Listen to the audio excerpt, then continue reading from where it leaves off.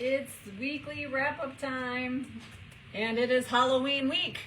If you can see, we had door decorating contests here, and yesterday we had our Halloween party here at the sanctuary.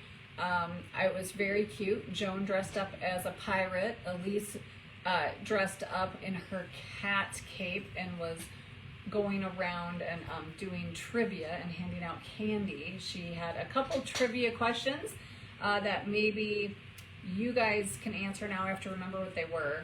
One was, what cats do we have that have the same names as interns or staff? Is there a couple of them that you guys can think of? Let me see. The ones I came up with was Alyssa. We have Alyssa Caretaker and Alyssa the Lilager. We have Rio, not only Rio the Serval, but Rio the Ocelot and Rio the Caretaker. We have Rachel the Savannah and Rachel the Intern. We have Athena, who passed away this year, Athena the Bobcat, but also Athena the Intern. So those were kind of some fun Halloween trivias. We also kind of said name 3 cats that we changed their names and why was another trivia question. And one was Leo the Savannah. Came to us as Optimus Prime, so we had changed his name. I'm trying to remember.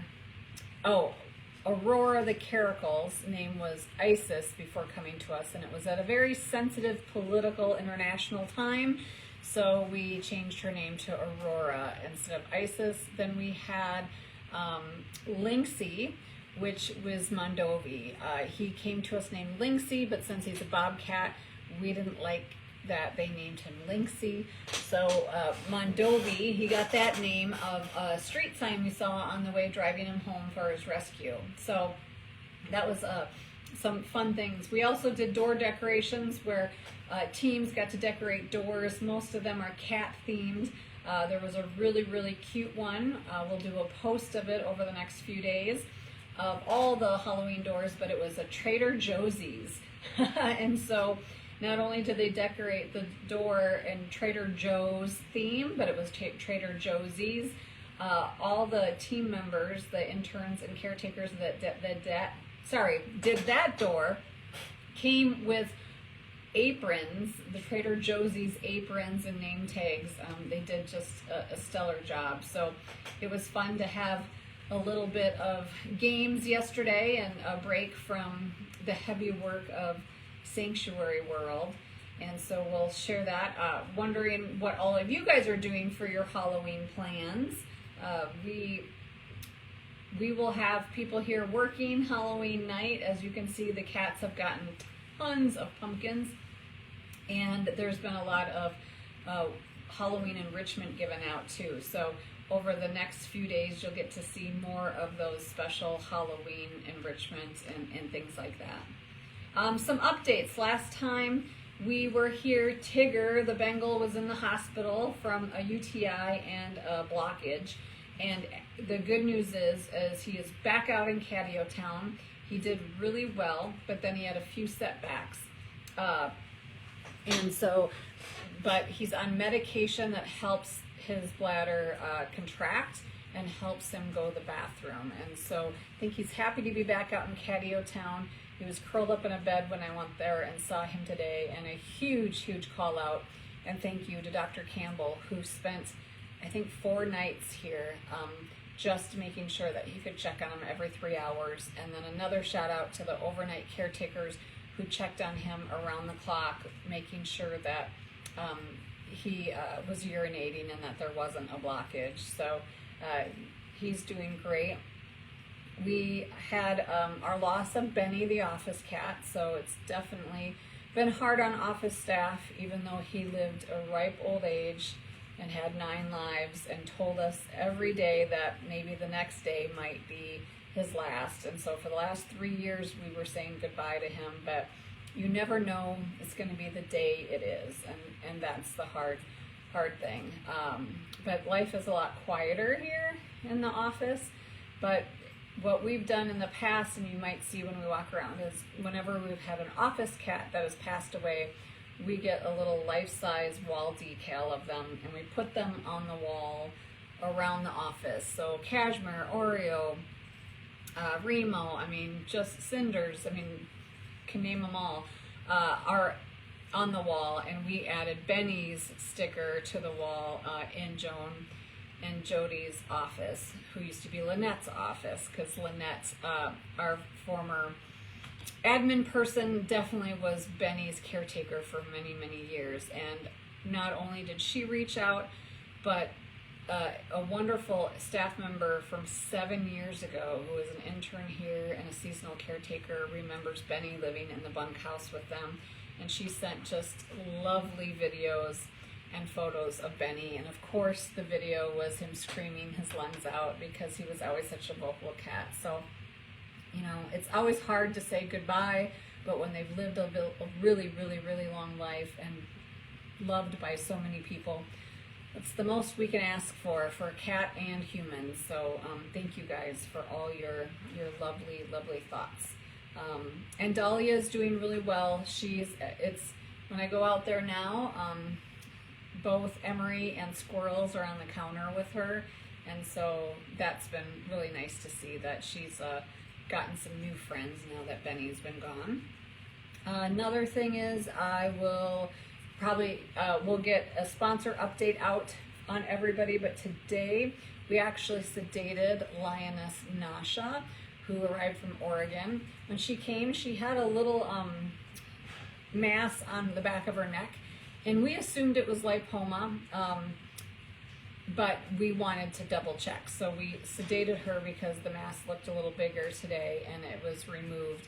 We're sending it out for tests, but it looks like it's just fat. So cross your fingers. That the test results say that way, but really, again, appreciate the staff and everybody who jumps in and just wants to make sure we have the information and that we are proactive with the cat's care. And another fun thing this week, even though vet days are not fun, is that we got the first stage of the volunteer pavilions landscaped, and this has been a project that was part of Catio Town. We've had wonderful donors and supporters, yard transformers, who have also offered and have done a design for some shrubbery, greenery, flowers, and wants to come in the spring and going to make it just beautified. In the meantime, we're so thankful because Elliott's Landscaping is a local company here in Hinckley, Minnesota, that donated, bringing in all the rock border, and the path to the pavilion. And they kind of knocked that out in about a day. And so between both Yard Transformers and Elliott's, we're going to have a beautiful, beautiful volunteer pavilion next summer for the volunteers. We're so grateful for that. We also added ancillary heat in the Rural Ridge building where Mango is. That building is our smallest big cat building, but because it's small and it has so many doors for them going out into their habitats, it can tend to be a colder building, especially because it's one of the first ever built on the property. So we added an additional heat source in that building. It was about $5,000. So definitely expensive, but will help keep Mango and all the others even warmer in that building. And we're going to be evaluating each building from there on out, because some of the guillotine doors we've made taller so cats aren't hitting their back, or older cats aren't dragging their feet over the lit ledge. And the more we open up those doorways to make it easier for them to go in and out, the more heat we're losing in the winter, and we might have to add incremental heat. So in a building that's like the 28 by 30 building, it's about $5,000 extra for more propane heating, and that's the heater itself, not the propane that we have to pay for every 6 weeks.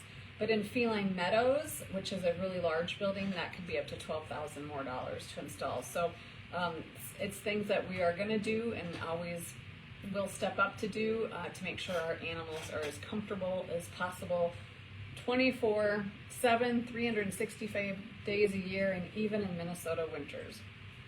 The other thing we've been did is we got the electric to Enzo's bungalow. As you guys remember, Bobcat Enzo moved down to Cattail Creek. It is not the most beautiful looking habitat right now because with new construction the grass didn't grow up, but by spring that grass is going to be really tall. We've planted trees that will grow. There have been skywalks put in, and so it's wonderful for Enzo, and we got the electric and the heat to his bungalow too, so now that is all set for winter. So we're pretty much caught up on projects going into the winter.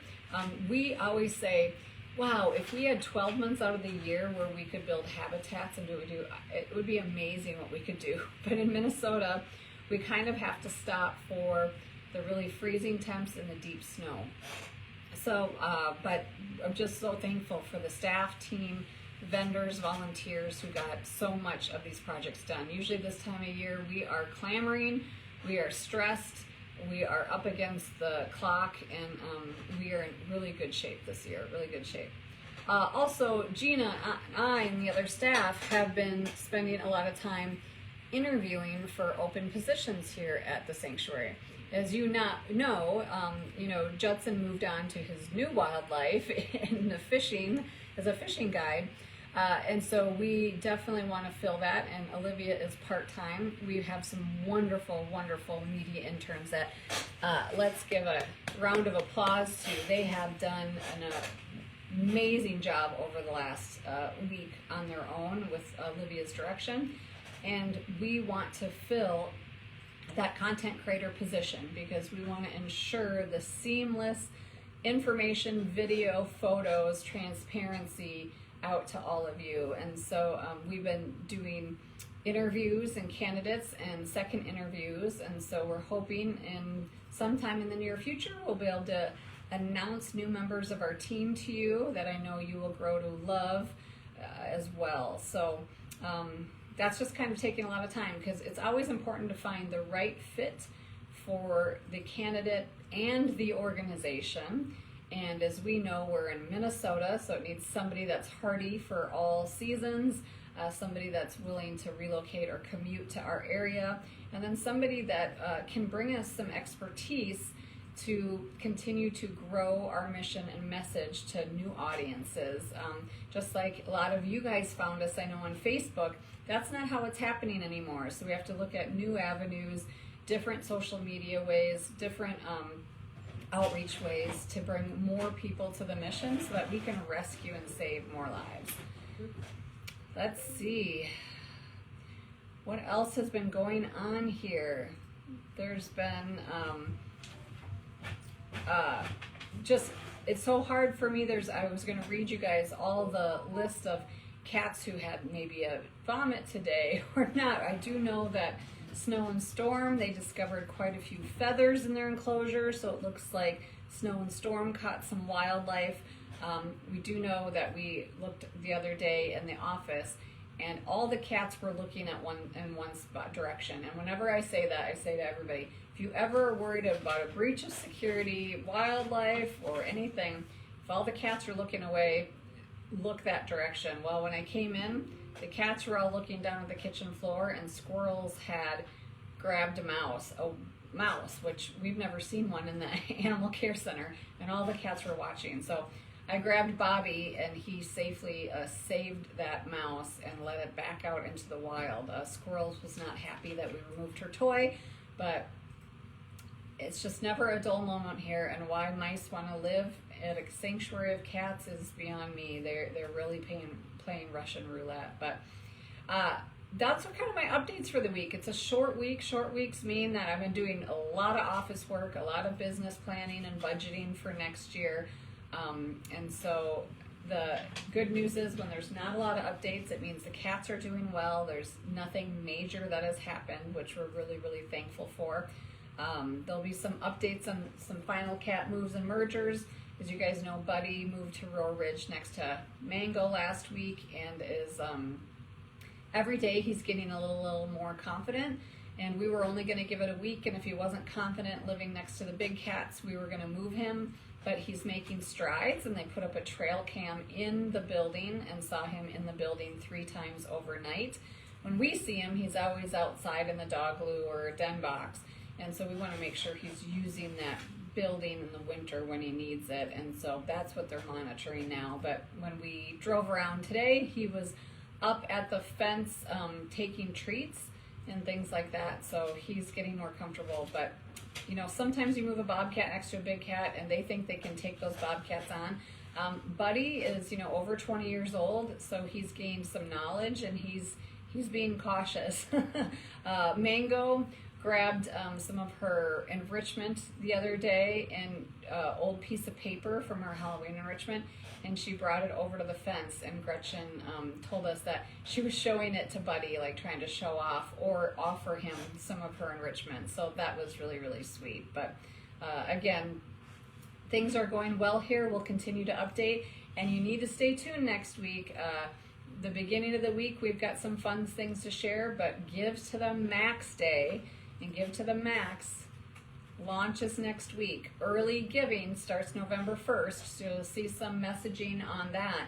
But the Wildcat Sanctuary's big blowout for Give to the Max, where donations are doubled, will start next week, which means more live posts, a fun way of bringing you the messaging, and then sharing with you some of the needs that we have that we need to raise funds for during Give to the Max. So have a great rest of your week. A happy Halloween, and don't dress up as too many cats out there, but if you do, we'd love to see the photos.